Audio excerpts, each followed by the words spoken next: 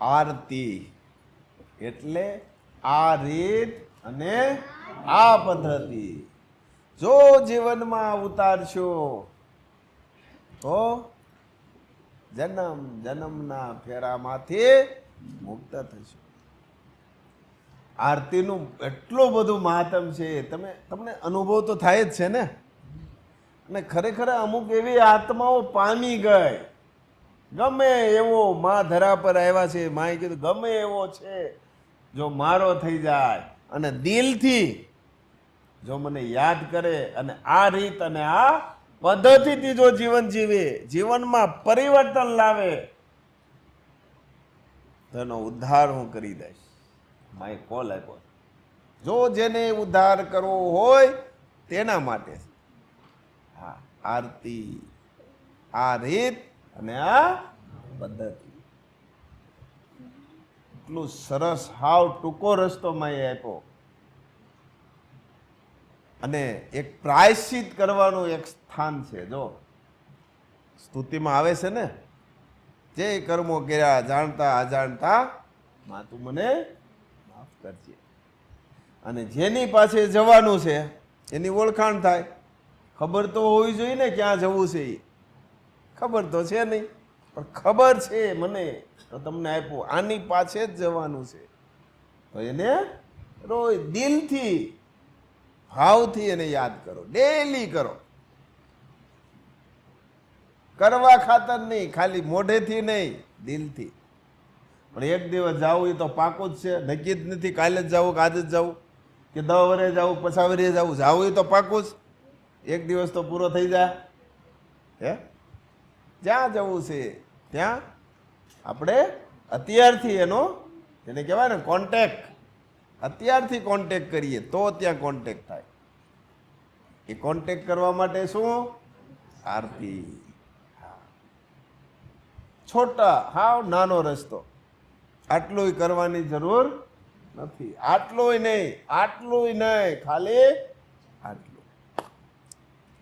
અહીંયા આનંદ, જેની પાસે જવાનું ત્યાં પણ આનંદ, ફરી આવીએ તો પણ આનંદ. આનંદ. जय माँ विश्वम्भरी। आरती जो दिल से और भाव से की जाए उसका परिणाम, उसका फल एक महायज्ञ करे उतना मिलता है। कब? जब दिल से और भाव से की जाए तब। वो आरती जो स्वयं देवी देवता करते हैं, आज वही आरती हम सबको करने का एक तक मिला। क्यों और किसकी वजह से?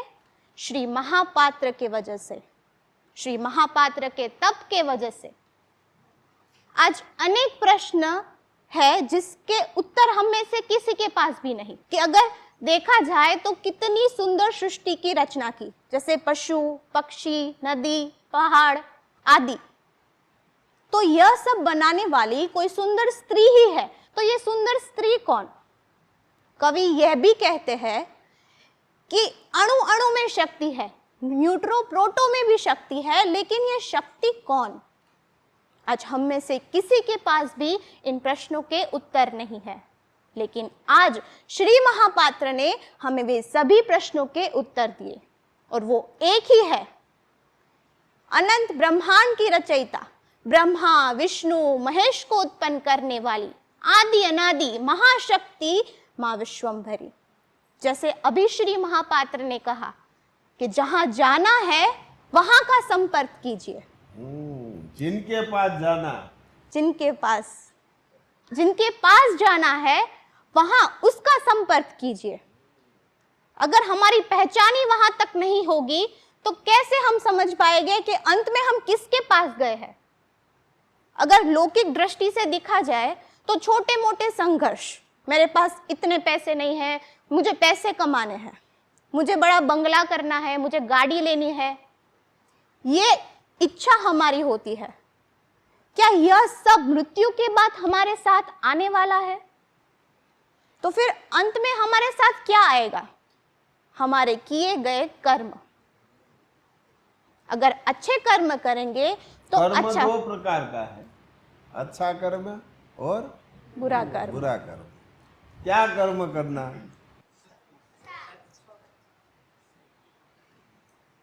अच्छे कर्म करना भी हमारे हाथ में है और वहीं बुरे कर्म करना भी हमारे हाथ में है।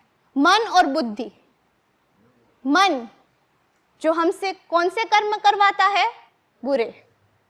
हम जानते हैं कि उसका परिणाम क्या है। मन और बुद्धि जिसका अंतर हमें श्री महापात्र ने समझाया है, यहां तक कि अनुभव भी करवाया है, फिर भी हम मन के विचारों को कार्यरत करते हैं। और अच्छे कर्म हमसे कौन करवाता है? बुद्धि। बुद्धि रोकती है कि मत करो क्योंकि इसका परिणाम बहुत भयंकर होगा, लेकिन फिर भी हम वही करते हैं। लेकिन મન છે ને એ છે ને એક જ રસ્તો બતાવે, આ કરવું, આ કરવું, આ કરવું. બુદ્ધિ છે ને તમને કહે છે આ ન કરાય, આ કરાય. એ કોણ કે? બુદ્ધિ. મન એક જ રસ્તો આપે, આ કરવું.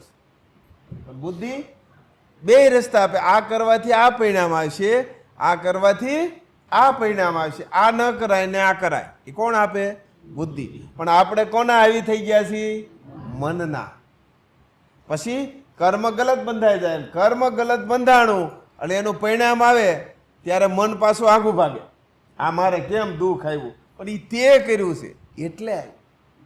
જો ન કર્યું હોત તો, બુદ્ધિનું માન્ય કર્યું હોત તો આ આવત નહીં. એટલે કોઈ પણ સારું કર્મ કે ખરાબ કર્મ કરતી વખતે તમને વિચાર આવે ને આવે, કોઈ પણ હોય, અને બધાને અનુભવ હોય છે જ ને, આવે કે ન આવે?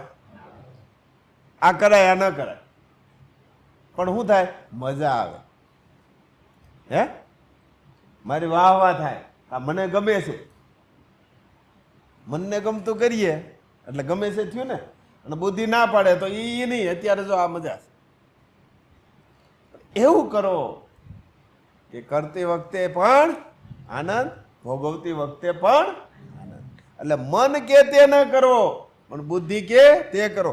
મન બધું કહેશે, બધું કે પાણીપુરી ખાવી છે ને ઓલું કરવું છે ને ઓલું નામ આમ, મન બધું કે, કારણ કે એનું કામ જ એ છે, વિચાર જ કાઢવો, વિચાર જ કાઢવો. પણ શું કરવું? એક્સ્ટ્રા આપી છે આપણને. એક્સ્ટ્રા જે આપી છે ને એનો ઉપયોગ કરો. એક્સ્ટ્રા શું છે? બુદ્ધિ. બુદ્ધિનો ઉપયોગ કરો. વિચાર તો આવશે જ તમને, સતત ચાલુ જ રહે. અને જો વિચાર બંધ થઈ જાય તો શરીરમાં એમ થાય કાંઈ છે જ નહીં. થઈ જાય કે નહીં? વિચાર શૂન્ય થઈ જાય, કારણ કે એનું કામ છે કાઢવાનું. આપણે લેવું કે ન લેવું એ કોના હાથમાં? હા, બહુ આનંદ આવશે. નવમણકાની માળા અને 17 વૈદિક સદગુણ છે, એનો ઉપયોગ કરો. જ્યારે જ્યારે જે પરિસ્થિતિ આવે ત્યારે તેનો ઉપયોગ કરો. ये जो मन है उसको काबू में रखने के लिए श्री महापात्र ने हमें 3 चाबियां दी है। कौन सी? कान, जीभ और आंख। क्योंकि ત્રણથી ન થાય. કાનથી સાંભળીને થાય, પછી આંખથી જોઈશું એટલે થાય, પછી બોલશું એટલે થાય. આ ત્રણે જ અવસ્થા છે. મનનું કામ ત્રણથી થાય. હા, એટલે જે એ જોશે આંખથી એ પ્રમાણે વિચાર છે, કાનથી સાંભળશે તો એ રીતે, અને જીભથી કોઈ થાય તો એ રીતે. પણ બુદ્ધિથી નિર્ણય લ્યો, કરવું કે ન કરવું. करना या नहीं करना ये भी हमारे ऊपर ही है। कुरुक्षेत्र के मैदान में श्री कृष्ण ने भी यही कहा था कि हे अर्जुन, युद्ध तो तुझे ही लड़ना है, शस्त्र तो तुझे ही चलाने हैं, मैं तो केवल तेरा मार्गदर्शन करूंगा। और आज वैसे ही श्री महापात्र भी हमारा मार्गदर्शन ही कर सकते हैं, चलना तो हमें ही है। और इसलिए तो ये जो मन बुद्धि का युद्ध हो रहा है, आचरण करने के लिए श्री महापात्र ने हमें आरती दी। आरती में बैठने से ये जो मन के जो विचार है वो वहीं स्थिर हो जाते हैं, लेकिन वो स्थिर भी हमें ही करने पड़ते हैं। श्री महापात्र कहते हैं कि 11 वर्ष तक अगर दिल से भाव से आरती की जाए तो इस जीवात्मा का उद्धार हो सकता है। ભાગ્યમાં ફેરફાર થઈ જાય. માએ કોલ આપ્યો, ભલે એના ભાગ્ય ગમે એટલા હીન હોય, આગલા જન્મ ગમે એટલા હીન હોય, છતાં દિલથી ને ભાવથી જો કરશે એ સ્થાન પર તો એના ભાગ્યને ફેરવી નાખીશ. માએ કોલ આપ્યો. પેલી આપણી બેઠક થાય, બધા પરિવાર એક સાથે બેસતા થયા. કોઈ જ બેહ ન કર, બાળક પણ બેસે, મા બાપ પણ બેસે, ભાઈ બેસે, બધા એકી સાથે બે એક બેઠક થઈ. અને આ જે ઘોષ થયો યદા યદા ઈ ધર્મસ્ય, એ ઘોષ જો રણ મેદાનની અંદર એકવાર થયો હતો. આ ઘરથી ન થાય. એટલે ખોટી વસ્તુ છે ને મનશે ભાગવા, સત્ય વસ્તુ આવવા મળશે ને ખોટી ભાગવા મળશે. એટલે ઘરની અંદર તમારામાં એકતા આવી અને વિચાર પણ શુદ્ધ થયા. અને આરતી કરશું એટલે જેની પાસે જવાનું છે એની ઓળખાણ થાય.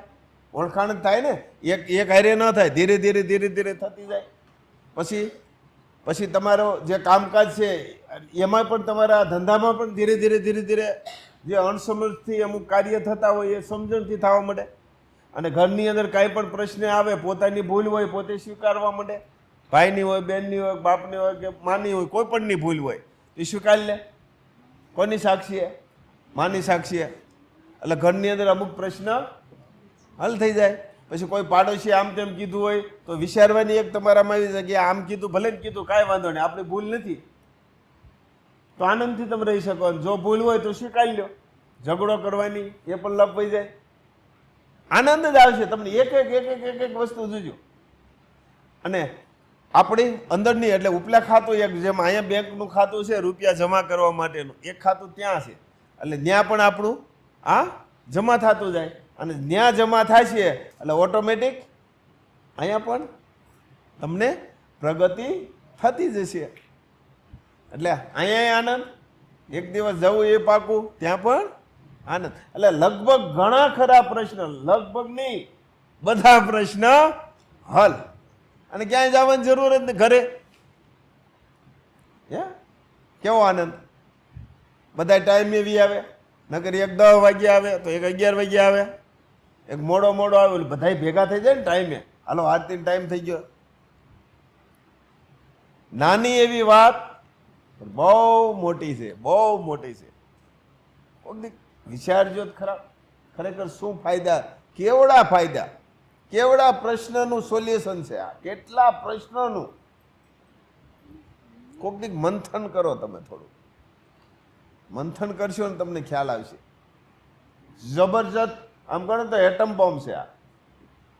હા, આરતી છે ને એટમ બોમ્બ છે. ન ખબર પડતા તમે ક્યાં ને ક્યાંય વ્યા જાઓ. પછી ન્યા જાઓ ને તો એ ખબર, ઓહો આટલું બધું મારું બેલેન્સ. ત્યાં જઈએ ને તે ખબર પડે. બેંકમાં તમે જમા કર્યા જ રાખો, તમે હિસાબ ન મારતા, દી આવો.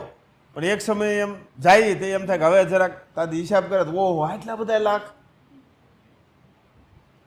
બેલેન્સ છે તમારું. અને બેલેન્સ ઉપર જ તમને બધું જે કાંઈ પ્રાપ્ત થાય છે તે ઉપર જ થાય છે. કરશો તો પણ દિવસ વી ગયો, નહીં કરો તો પણ દિવસ તો જવાનો જ છે ને.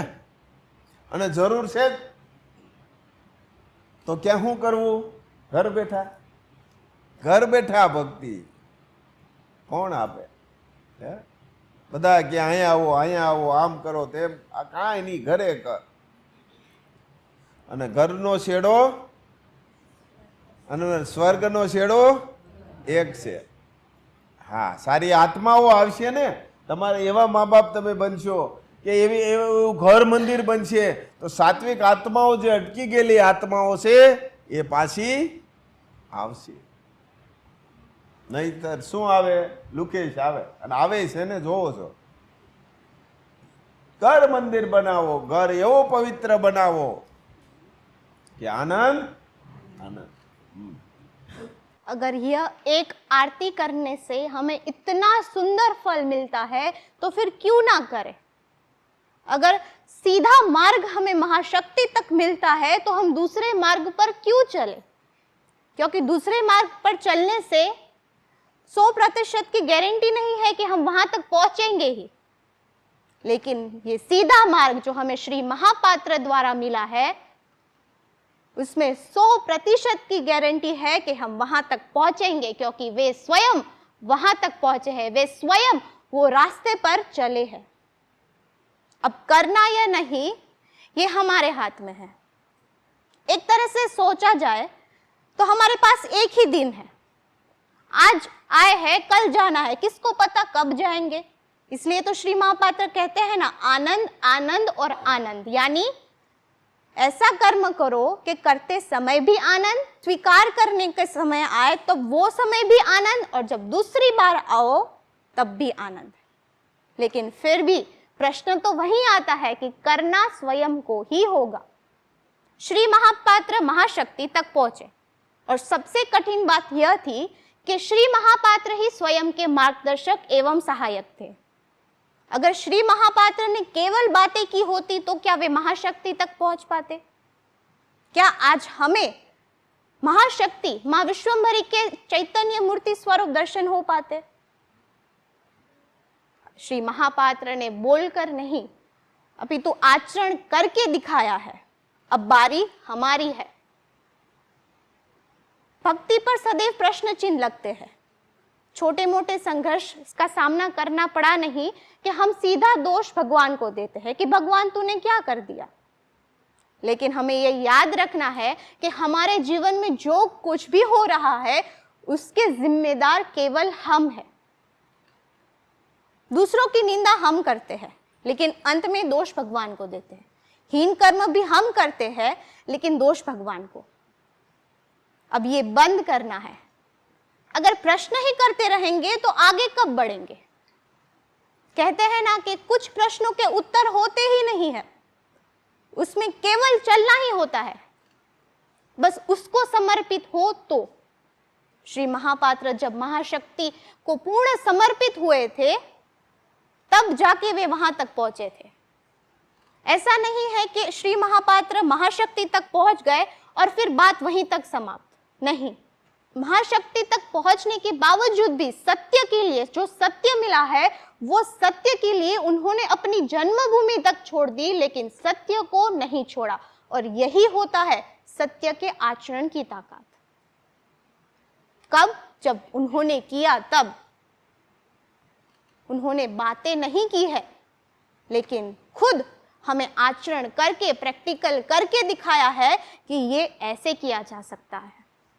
जब बात हमारे ऊपर आती है तब हम प्रश्न लगाते हैं। लेकिन आज से हमें ये संकल्प लेना है कि अब हम बोलकर नहीं, केवल आचरण करके दिखाएंगे। इतना शुद्ध जीवन करेंगे, ऐसा आचरण करेंगे कि ये शुद्ध आचरण की रोशनी हर घर तक पहुंचे और हर एक घर मंदिर बने। जय मां विश्वम्भरी। શસ્ત્ર તો રાખવું જ પડશે સંસારની અંદર। જો આગળ વધવા માટે, પરિસ્થિતિ સંઘર્ષનો સામનો કરવા માટે શસ્ત્ર રાખવું જ પડશે। પણ કયું શસ્ત્ર? આશ્રમ રૂપી 9 મણકાની માળા અને 17 વૈદિક સદગુણ। અને 3 જે સ્ટેપ આપ્યા છે, કર્તવ્ય કર્મ, કર્મ ભક્તિ અને કર્મયોગ। આખો દિવસ જો આપણે આનંદથી જે કાર્ય કરતા હોય તે, જે કર્મ કરતા હોય તે કર્તવ્ય કર્મ કરીએ, 80% એમાં આવી જાય ભક્તિ, 10% છે કર્મ ભક્તિ। આપણે બધા સાથે બેસીએ ઘરની અંદર, ઘર મંદિર કરી અને માની આરતી કરીએ, વિચારો આપણે જીવનમાં ઉતારીએ, ભૂલ હોય એ સુધારીએ, અને કેમ પરિસ્થિતિ આવી એમાંનો કેમ સામનો કરવો તે પણ એક રસ્તો મળી જાય। અને એથી રસ્તો ન મળતો હોય તો એની પાસે આપણે કહી દઈએ કે રસ્તો મને મળતો નથી, હે માં મને રસ્તો બતાવી, એ પણ રસ્તો મળી જાય। એટલે કર્મ ભક્તિ આવી ગઈ। પછી કર્મયોગ। કર્મયોગ એટલે આ સત્ય જે મળ્યું છે એ સત્ય બીજાને આપવાનું। હાવ ઈજી। તો કેવી રીતે કે આપણે કર્તવ્ય કરીએ, એમાં તો સારા નરસા માણસો આપણને મળવાના છે, સારા મળતા હોય એને આપણે વાત કરતા જઈએ। અને અથવા આ ટેકનોલોજી એવી આવી ગઈ છે, સારો માણસ હોય કે સારે કોઈ વ્યક્તિ હોય ધંધામાં કે કોઈ પણ જગ્યાએ આપણે મળ્યા હોય તો એના વોટ્સઅપ નંબર લઈ લેવાના અને એને સારું જે હોય એને મોકલી દેવાનું। 10 મિનિટ કે 5 મિનિટ એ કામ ડેઈલી કરવાનું। કર્મયોગીનું આવી ગયું। બાકી આપણે જે આ કરતા હોય એથી વિશેષ કર્મયોગીનું એ જેટલું કરો એટલું ઓછું। પણ કેવું? હા, નિસ્વાર્થ ભાવે, કોઈ સ્વાર્થની અપેક્ષા નહીં। મને સત્ય મળ્યું, આપ સુધી પહોંચે, આપને મળ્યું તો બીજા સુધી પહોંચે। જવું એક દિવસ તેની પાસે, એક દિવસ તો પૂરો થઈ જવાનો। સર્વ જગતામ મામય. સરસ, જય ભાષ.